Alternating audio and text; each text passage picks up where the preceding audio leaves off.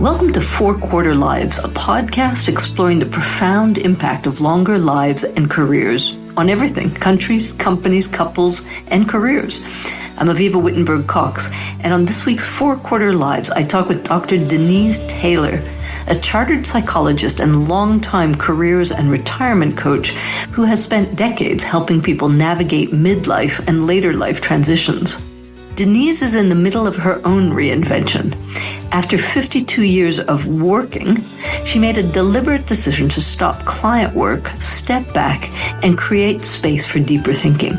The result is a flourishing new chapter of writing and research, including her ThriveSpan framework and forthcoming book, which uses a beautiful metaphor: entering a wood with multiple paths where you can pause, try a direction, and choose again. In our conversation, we question one of the most stubborn ideas in modern life, that work only means paid work. We talk about identity, agency, voluntary simplicity, and how money, health, and uncertainty shape choices. And we return again and again to Jung's core insight: what got you through the first half won't necessarily carry you through the second.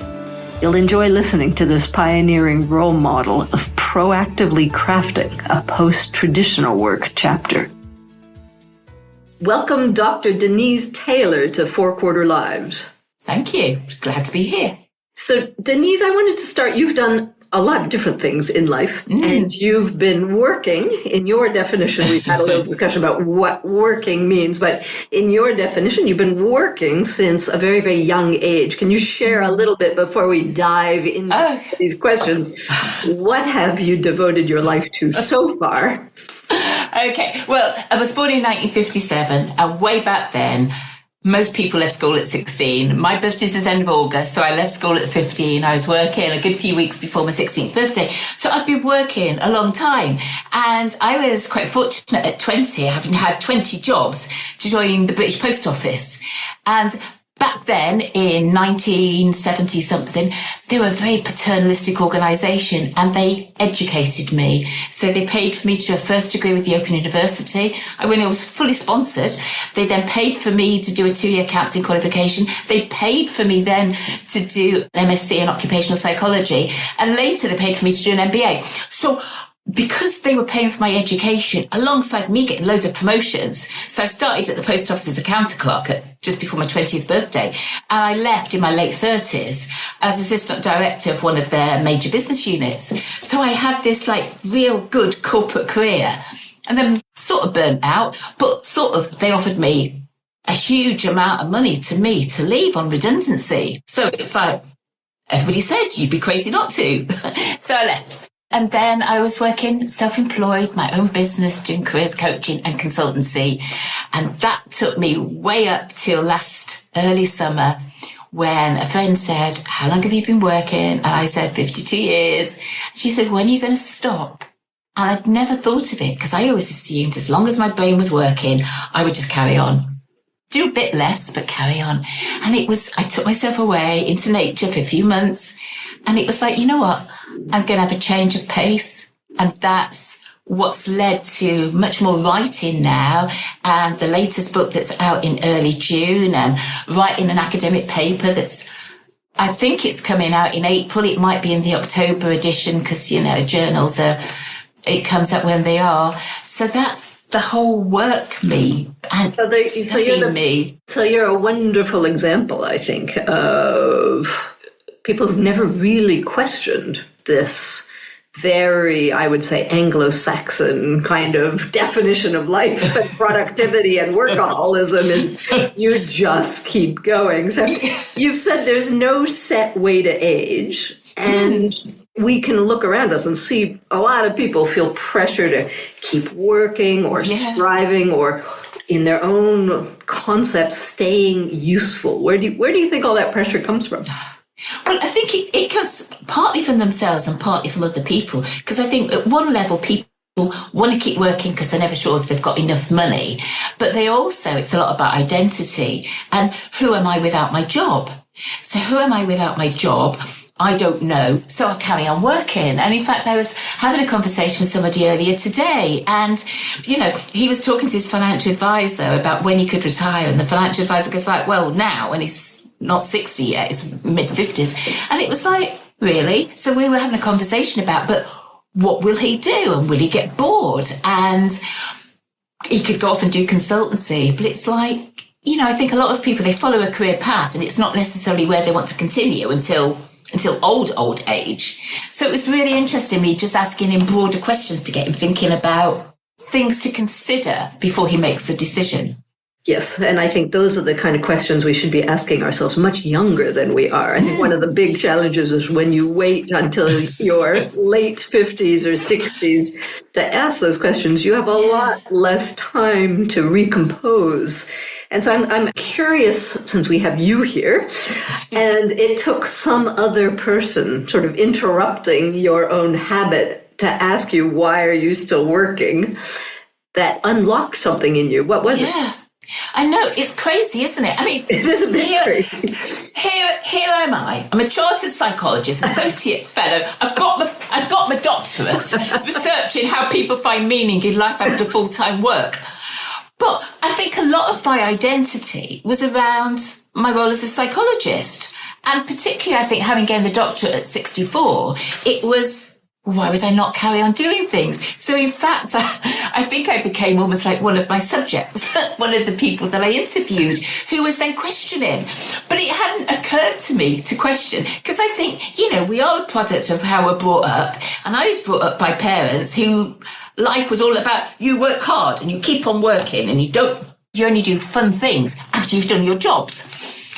It's a strong message that came through to me. Deeply internalized, Yeah. So having my friend who had been a doctor and moved into some other work alongside medical research, and she was talking about, she's about 10 or so years younger than me, and she's going to retire. And it was like, I hadn't thought. So taking myself away, I just put the sign up on my website saying, gone fishing, it's like, come back and, I'm taking a 3-month sabbatical.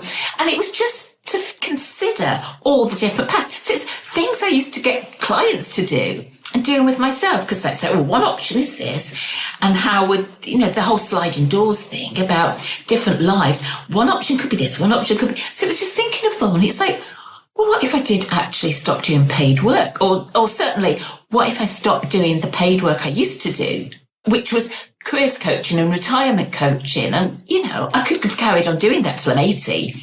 But so you've become, your writing and more recent thinking, since this kind of epiphany moment, you've become fairly critical of the idea that later life should simply mean continuing, doing more of what this unquestioning sort of rut that I think some people find, the rat race rut.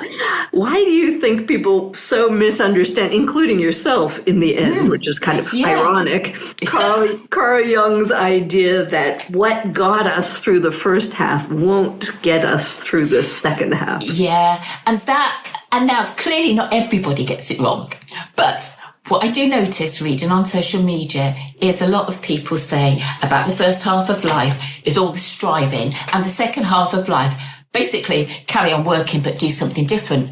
But what Carl Jung was talking about was we need to go inwards, and we need to think more about the deeper side of us. The second half of life is about making sure that it's not just about ambition, because that's the wrong way to be. It's much more about, how can I describe it shortly?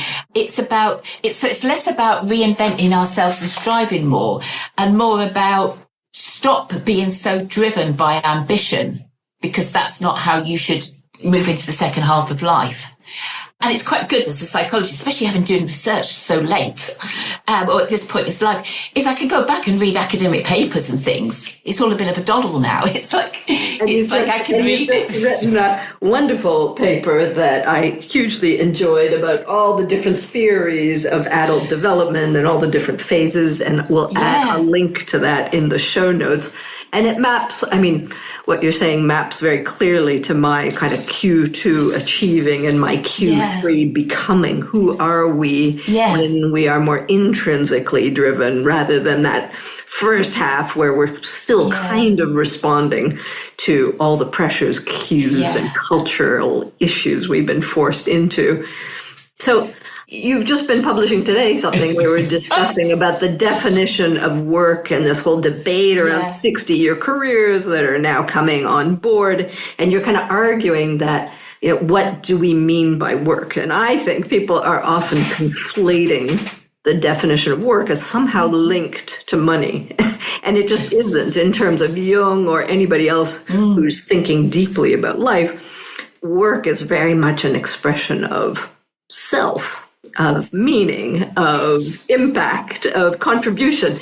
But how do you define it? What is your current thinking on defining work, especially since, again, you're a really interesting example of somebody who has decided to stop one kind of work, but is flourishing, as far as I can tell, in a whole new range of work, including several books and endless blogs and all kinds of good stuff.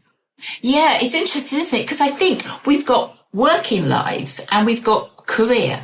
And I think that there needs to be some sort of shared definition about it, because when you go off and travel, say, and you're just doing it for time off, is that still working? Because a lot of people would say, well, yeah, it's working, but it's not focusing on my career.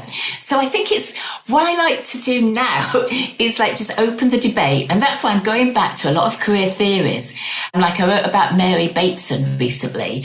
I'm looking at these Mary Bateson, the author of the famous Composing a Life. We'll put a link in the show notes, because that's one book we should all be rereading. So it's reading, and I'm also reading Kafka, The Trial, which is quite fascinating, coming back to that, which I probably last read in my teens. But when you read something through a lens of being older, you're just getting, it's pretty obvious really, but you're just getting different things out of it. So I think thinking about, but when people are talking about a 60-year career, and I was reading on a LinkedIn post, and this man had said, well, some people might be having to work for 50 years. And I put, well, I've already worked for 52 years. This is nothing new. And I think people like me who left school at 16, say, and, maybe my mate who's a plumber who left to stop working at 66, he'd worked for 50 years. And his definition was that's proper work. And when his son went off and had a gap 3 years, that's for him, that's not work, because that's just pretty much going off and having a jolly and finding yourself. So I think it's interesting from people's age, maybe, and perspective and stage of life, seeing it in a different way. So it's just raising questions that maybe don't come as obvious to people. And clearly things are changing now, because, it's no longer, leave university at 21 and work till you're 60 and then go off and play golf or something, because, it's going back to university maybe, or going back to study and education and training in maybe your 30s or 40s or 50s. So the model is changing, but I'm sort of on the edge of like the old model and the people coming up behind are on a different model. And it's a bit of a mismatch of language at the moment. So you're really trying to find some new words as I read through you. And you're just about to publish a new book called ThriveSpan. So that's a nice new word. And you use the metaphor of entering a wood with multiple paths. Yes. Since I've just been raving, and if you haven't seen it, of the production of Into the Woods at the Bridge Theatre, you must see it. But why did you choose nature? You're certainly not the first person to use the metaphor of the woods as a structure for life's turbulent ride. But why did you use this structure now to think about aging? And I know you have a very deep connection to your own wood. Yeah. Okay. So it's pretty much just over 5 years ago, I bought a wood. It was during lockdown, and everywhere you went in nature was full of people. And I'd often thought about buying a wood, and indeed I'd been looking to buy one, and one came up for sale that's about 30 minutes from where I live. And it's like why don't I buy it? And so I've never heard of such a thing, buying a wood. It's like a woodland? How many acres are we talking? I own 4 acres of woodland. 4 acres of woodland. It's part of a 74-acre estate, and I've got my own segment of it. And, and to begin with, it was just sort of going there and spending time and listening to the deer and everything. But particularly when I was doing my doctorate, I'd go to the wood a lot. Sometimes it would be to hang out in my hammock. Sometimes it would be, to do woodland management. But it was a complete difference from sitting at my computer doing all this academic stuff. I just go and breathe and do that. And then when I came to write the book, Rethinking Retirement, that was the book of my academic research, I think in my bit at the beginning where you're thanking people, it's like, and thanks for the trees who sort of basically kept me sane through all of this. But this ThriveSpan, I wrote somewhere it's been 7 years in the making, because it's something I actually wanted to do my doctoral research on, and they said I couldn't do it because it wasn't closely enough aligned with the workplace, and it was a professional doctorate. And I couldn't convince them. But actually, it was better to leave it to now, to being a bit older. So the whole book was written at the wood. So I would go to the wood with my notebook and pen, and sometimes I'd be in my hammock, and sometimes I'd be strolling about, and sometimes, and it came together. And it was coming together initially just chapters, like most books are.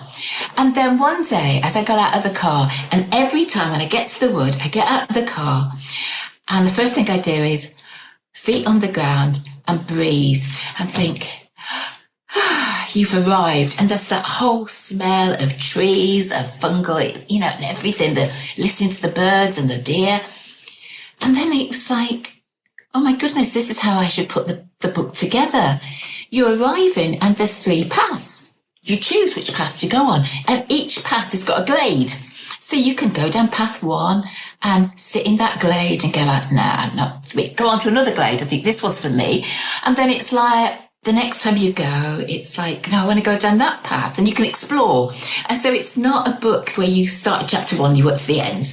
It's where do you want to be? Because everyone's written in a very different way. And I have a lot of woodland metaphor, and it's very much about being gentle, because it has to be done in any particular way. And I also wrote a book that came out late October. I seem to be just about writing books at the moment, which was career coaching for midlife and beyond. And that was almost like a stone saying that's the end of that work and the start of something new. So that's a book for anybody who does career and retirement coaching. It's a really good textbook for them. Yeah. So would you say that really one book, the careers one, is kind of the end piece of your last phase, and that ThriveSpan is now the opening book of your current chapter? It is. It's very much so. And I'm quite glad when the publishers said, we've asked 6 people about writing this book, and everybody said you.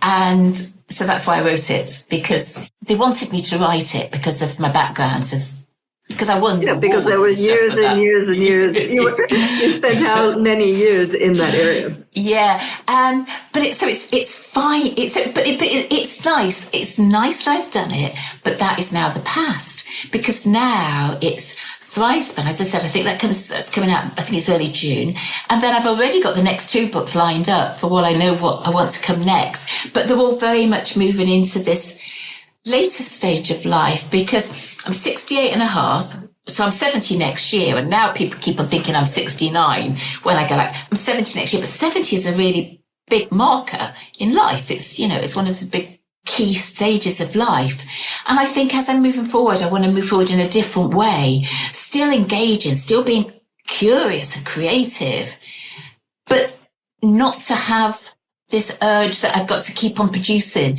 and to actually think, you know what, it's nice to do other things and to have a gentler pace of life. And I think that's quite nice to actually not want to keep striving. I'm curious, what are you saying yes to, and what are you saying no to as you move towards this 70, what sounds like a 70 marker? Well, I'm pretty much saying no to one-to-one career coaching.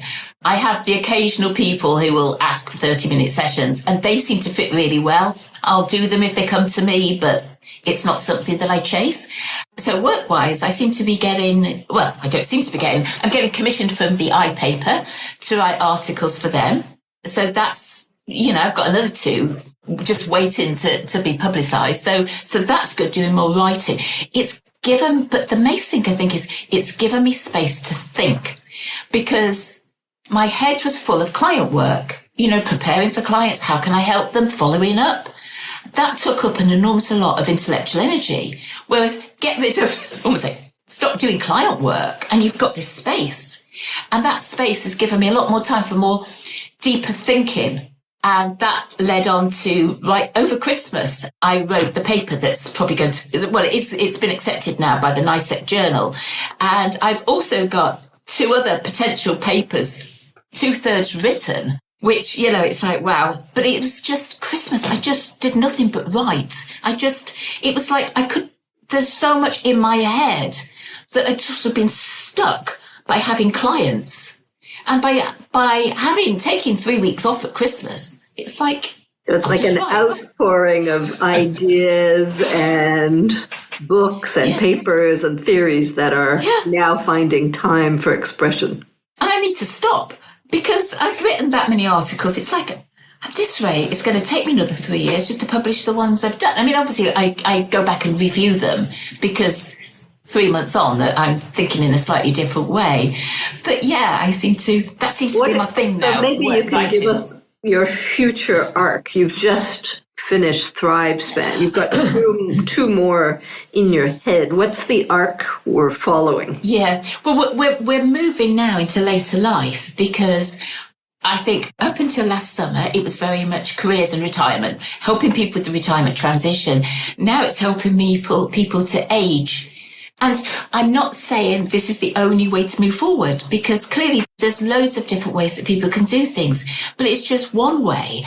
And the next book is called Olderhood Unfolding, and that's 52 essays on aging. I've written 39 of them already, and I've got probably about another 40 that I don't think have made the cut. But there could be, I can use them as blog posts. But I thought that would be a really nice idea, 1 a week. That people can read and, again, dip in. You don't have to start January the 1st and read this one. And the 3rd? Yeah, well, it doesn't have a title, but it's preparing for old age. Because through my research, and the reason I call it 60 to 80 is that's what all the research was coming up to. And it's about like the young olds. And I think 80 to 90 is maybe... And these aren't set in stone, these dates. We've got slightly different ones that we're looking into, but they're sort of, and they're more like a stage than an age. But I think there comes a point where you are frail. And you know, basically the end is in sight, although that's not quite how I would word it. But it's about getting ready so that at the end of life, you're thinking, I didn't do this, that went wrong, I wish I'd done this, but actually I'm okay about it, because I lived. And coming to terms and resolving any open-ended life issues. And it might be for me, I need to be older before I can actually write that book. Sure. I don't think that's I think I need to be living it, because writing ThriveSpan and everything, I'm living it now. So I wouldn't have been living it 5 years ago. So let's come back to ThriveSpan and walk us briefly through the different paths through your woodland. What are they? Okay. Yeah, so it came out of the academic research with the clients, the participants that I was talking to, but also through my life. So we've got 3 paths, and one of them is self and well-being. And I didn't want it. So one of them is about well-being and rhythm. So it's not health at all. It's about well-being. And there's all about autonomy and agency. And there's inner life, meaning, spiritual grounding. So it's self and well-being. So this is me. And then the next path is connection and contribution. So it's we. So it's belonging. How do we belong? And how can I contribute? And what's my legacy? And then we've got the third path, which I really, really like, because you've got a bit about sort of like purpose and growth and where am I becoming. But we've also got about creativity as one chapter. And then chapter 9, section 9, whatever, is joy and playfulness. And I'm always talking to my elderly mother, who's 93, about when she says about things, I go like, but Mum, does it give you joy? And she goes like, no. I said, well, stop doing it. You know? And I was talking about this with this person I was talking to earlier today. And he was saying about things. I said, well, he said, how will I know when I'm bored? Okay.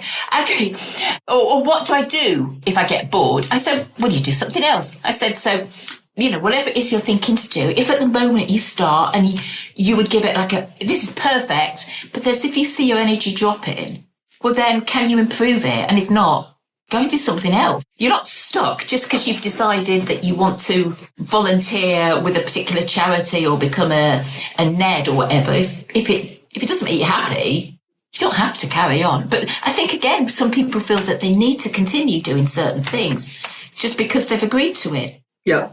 Yeah, absolutely. Or they never get the person questioning them. So for people in their 60s or 70s who are listening, who might feel a bit unmoored, no longer quite mid-career, not yet old, where do they most often get stuck in your experience? Yeah.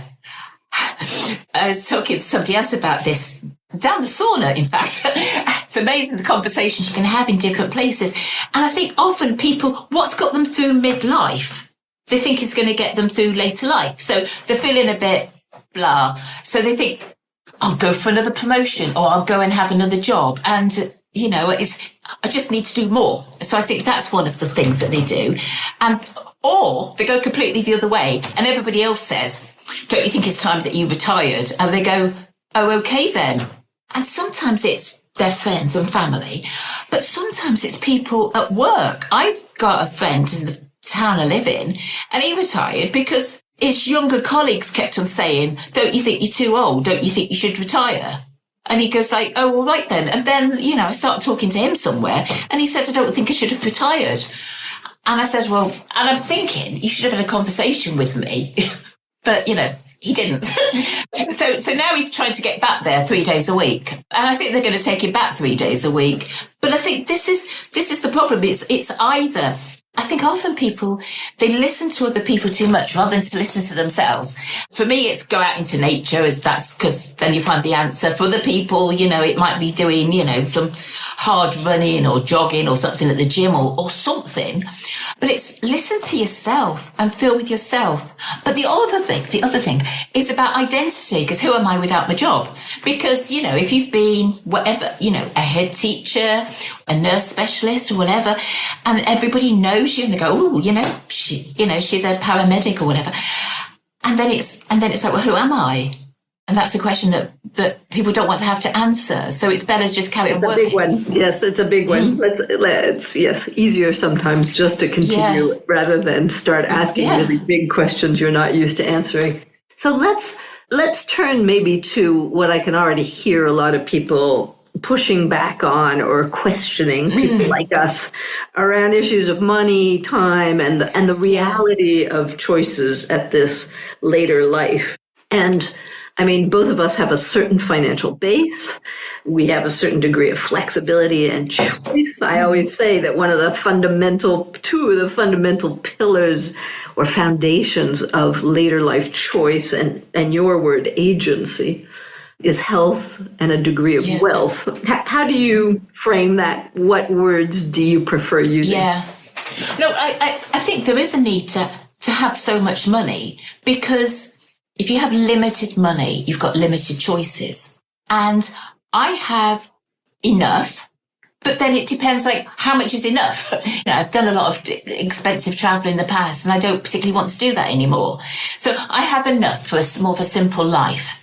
And in fact, and I have enough money to pay for a personal trainer once a week. So I was with her this morning and she was saying, if I just filled my day, I could be earning double, but I'd rather go home and spend time with my dogs. You know, she's got 2 great, big, enormous dogs. And I said the same. I said, I could have carried on working, you know, and earn more money, but what would I best? I said, for me, I'd rather have time. There was an interesting article, I think it was in the paper, about people in their pension. And this was a couple, and the only money they have is their state pension. And they said it's enough. and they're paying rent out of that money as well, because they say they've got a simple life. So for some people, state pension is about £1,800 a month, I think. For some people, that's enough. For other people, they might need £5,000 a month. But the higher it is, the harder it is to live at that level. So I think that's a good question for people to think about. And there's a phrase called voluntary simplicity.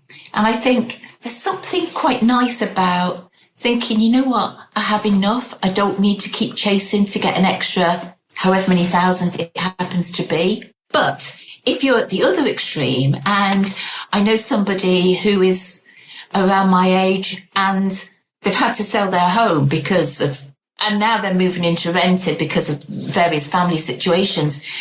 And that must be so terribly tough. And indeed, there's people who are still working, say, at a supermarket at 70, because their pension isn't enough for different reasons. And that must be so hard.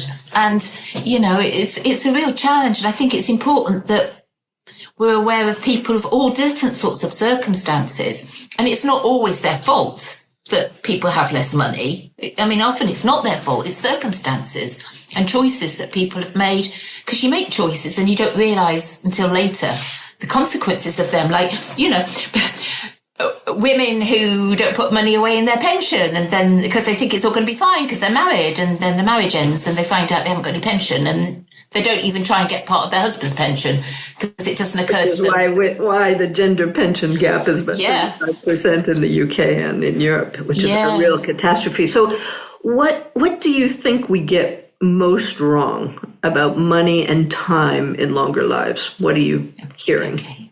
Yeah, I think for every individual, you've got to, it's a bit like a seesaw, isn't it? A balanced scales. It's like you are often giving up time to earn more money. So it's thinking about what the balance is and what suits you, and what suits you now might not suit you later. So I've worked with people in the past who've been working in the city and truly loathe the work, but love the money. And I always remember with one chap, he had a 3-year plan, because in 3 years he could clear his mortgage.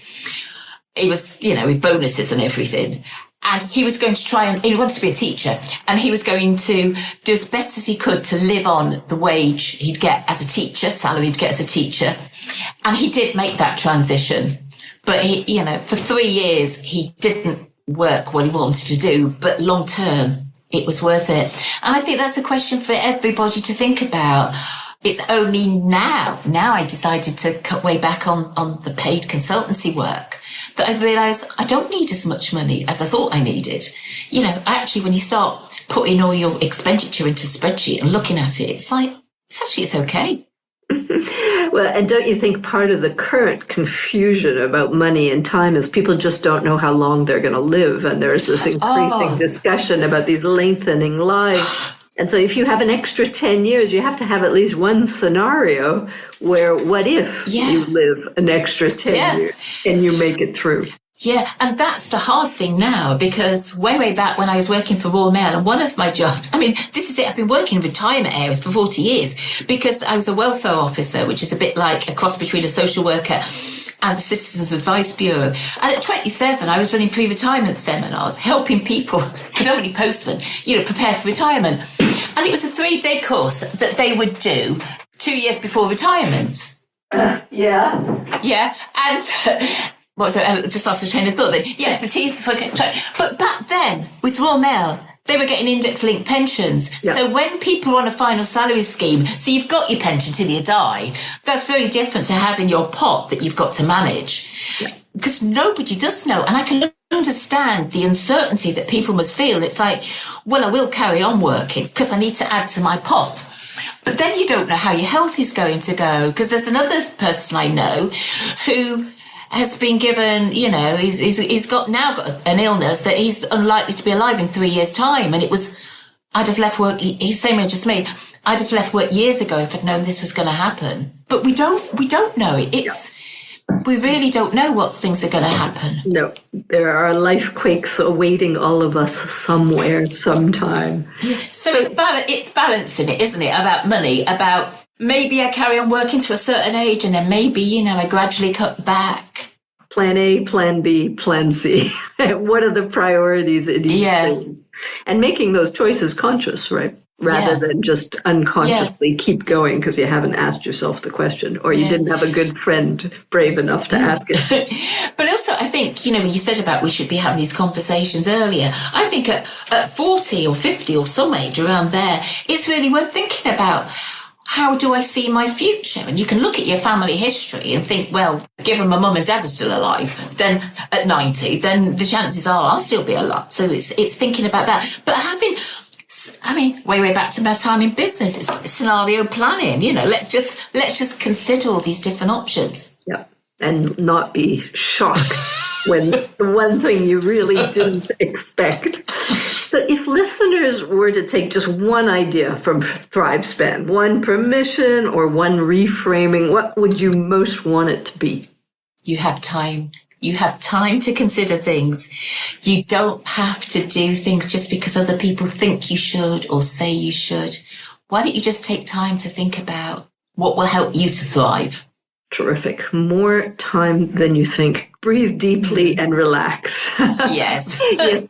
You remind me of my favorite quote, very much, and your life story reflects it, is don't just do something, sit there.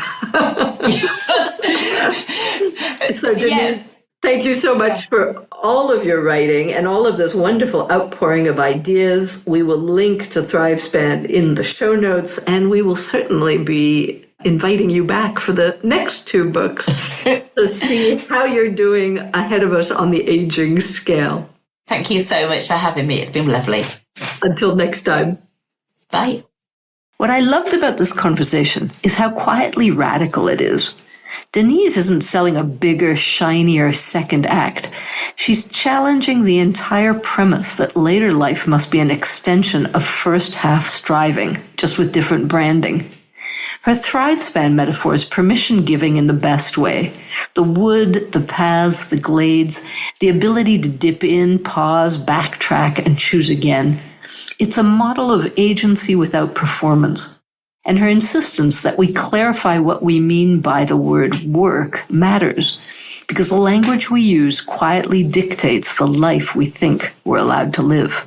If there's one takeaway I'm holding on to, it's this. You have more time than you think to consider what will help you thrive. Don't just do something. Sit there long enough to hear yourself. I'm Avivah Wittenberg-Cox, and we are living our 4-quarter lives. For more thinking about the impact of our 4-quarter lives, you can read my column at Forbes and subscribe to my Elderberries newsletter on Substack. Let's design lives that aren't just longer, but better.